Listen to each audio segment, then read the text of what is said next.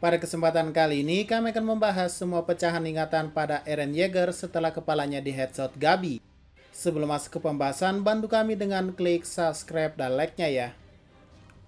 Oke, jadi mari kita mulai saja pembahasannya. Jadi ketika tertembak oleh Gabi dan kepalanya jatuh, dan sebelum masuk dunia 4, semuanya berhenti atau freeze. Dan saat itulah Eren diperlihatkan pecahan ingatannya selama ini. Dalam bentuk manga memang terlihat seperti ini. Dan untuk animenya mari kita bahas satu persatu scene-nya dan maksudnya. 1. Mikasa saat kecil. Hal yang Eren lihat saat ia bangun dari tidurnya di episode pertama. Dan ini juga menjadi hal pertama yang diingat Eren. Plus pecahan ingatan terbesar pada manganya. Ya wajar sih, bagi Eren Mikasa paling berharga baginya untuk saat ini. Kalau dulu pasti ibunya lah. 2. Renner, yaitu momen di mana Eren melihatnya saat berada di atas tembok pada episode 62. 3. Faye Yeager, bibi dari Eren atau adik dari Grisha Yeager. Ini merupakan penglihatan Attack Titan yang Eren dapatkan dari pewaris sebelumnya, yaitu ayahnya sendiri. Alias ini adalah dari pandangan Grisha. Yang saat itu Grisha mengajak adiknya keluar tembok dan menjadi insiden yang membekas saat itu. 4. Frida Reis.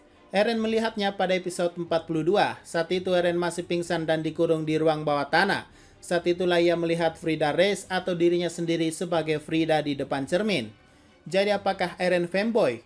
Enggak, bukan itu maksudnya. Jadi penjelasannya ini adalah ingatan dari pewaris Founding Titan. Karena sebelumnya Grisha sudah memakan Frida dan mewariskannya pada Eren. Yang artinya Eren sekarang sudah mempunyai akses terhadap pewaris Founding Titan juga.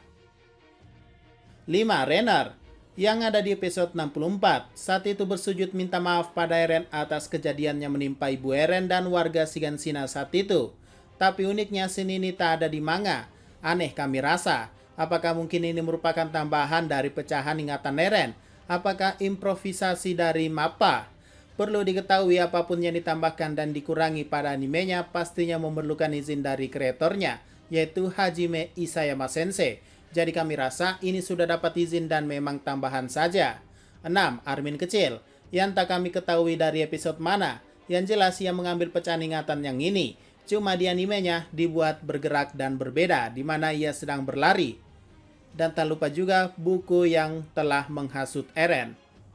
7. Keluarga Reis, yang tak perlu kami jelaskan lagi, soal nama udah pernah kami bahas. Intinya yang perlu kalian tahu bahwa di sana ada Road Reis dan Frida Reis sebagai pewaris Founding Titan. Dan tambahan juga ini merupakan scene tambahan, sama seperti Renner sebelumnya, karena tidak ada di pecahan ingatan pada manganya. 8. Lalu ada Kapten Levi yang menaiki kuda. 9. Kelakuan konyol Sasha dan Connie pada season satunya.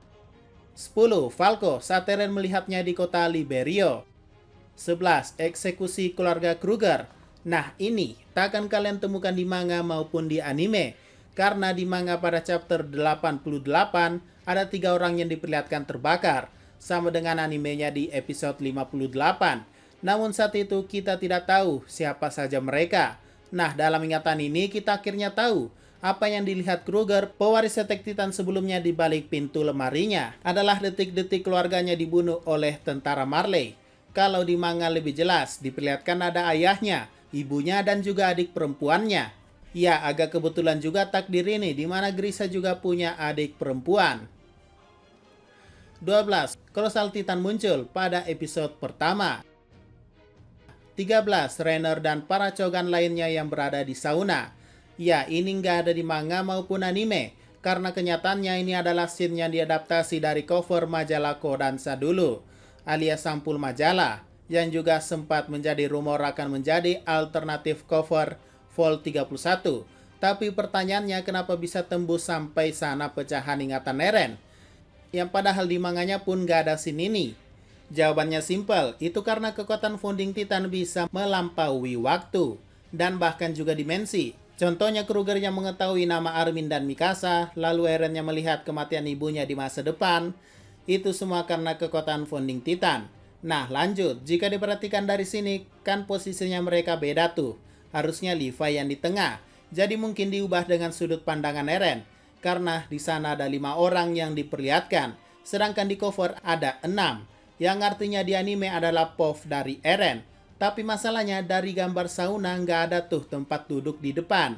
Koreksi kalau salah ya, bagi yang udah pernah masuk sauna bisa dicek lagi. Dan jika itu benar, maka ini bisa jadi POV dari Isayama Sensei, selaku manusia asli atau 3 dimensi. Nah, gila nggak tuh kalau itu beneran? Oke, lanjut aja sebelum semakin pusing. 14. Ramzi, bocah yang akan kalian lihat di masa depan khusus untuk penonton animenya saja. Dan tak perlu kami jelaskan di sini ya, karena di manga wajahnya sudah sangat jelas. 15. Tangisan Grisha, sesuai yang ada di manganya yang saat itu sebelum pembantaian keluarga Reis. 16. Burung. Oke, ini mungkin spoiler, jadi sebenarnya burung ini melambangkan dua hal. Pertama, pada pembuka season final Attack on Titan, di mana ada burung yang melewati benteng Slava. Atau kedua, ini adalah wujud Jauh Titan Falco yang terbang melewati benteng Salta. 17. Lalu ada kunci di bawah basement milik Grisha. 18. Ada historia yang akan diceritakan pada episode masa depan, yaitu pertemuannya dengan Eren. 19. Mikasa Gotik dan Armin culun pakai kacamata. Ya, ini pernah kami bahas kalau nggak salah di pembahasan endingnya. Ya, nggak tahu sih yang mana videonya, kami lupa. Yang jelas Mikasa Gotik style dan Armin kacamata ini merupakan alternatif story dari Isayama Sensei yang berjudul Attack on Skull Case. Dan hanya bisa kalian baca di manga atau buku komiknya saja. Biasanya di akhir cerita udah ada, yang berjumlah 2 halaman saja, alias cerita pendek. Kalau nggak salah cerita pendek ini mulai dari vol 21 atau 22. Cek aja ya. Tapi mungkin apa maksudnya? Kenapa cerita sampingan bisa masuk ke dalam ingatan Eren juga? Ya, seperti yang kalian ketahui sama seperti Reiner dan yang lainnya yang ada di sauna, konsepnya sama seperti ini.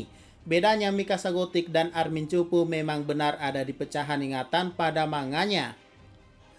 Ini mengisyaratkan bahwa memang kekuatan Founding Titan itu melampaui waktu dan dimensi. Atau tidak, ada alternatif cerita yang bisa Isayama Sensei buat dari sana. Contohnya saja Attack on Titan Chibi di mana menceritakan keseharian sekolah mereka. Atau mungkin bisa saja What If atau seandainya dunia Eren itu sejak awal tanpa tembok dan tanpa adanya Titan sama sekali.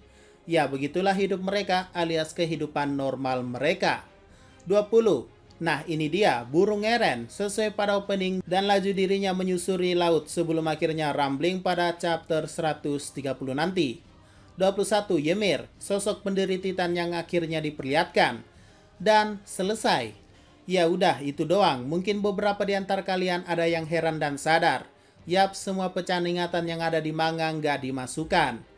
Jadi mulai dari Hanji, pesawat, skuad Levi, Ani, pisau untuk menyelamatkan Mikasa hari itu, Smile Titan Ibu Eren, tangan kecil Eren ketika menyendok bubur alias masih balita, kuda, Jin, dan POV dari Kruger saat menendang orang di Paradis.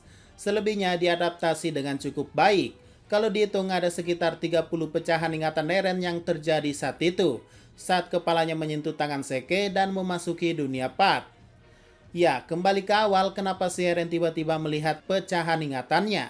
Ini karena Eren menyentuh Seke. Ya, walaupun cuma kepala doang, yang penting kontak fisik.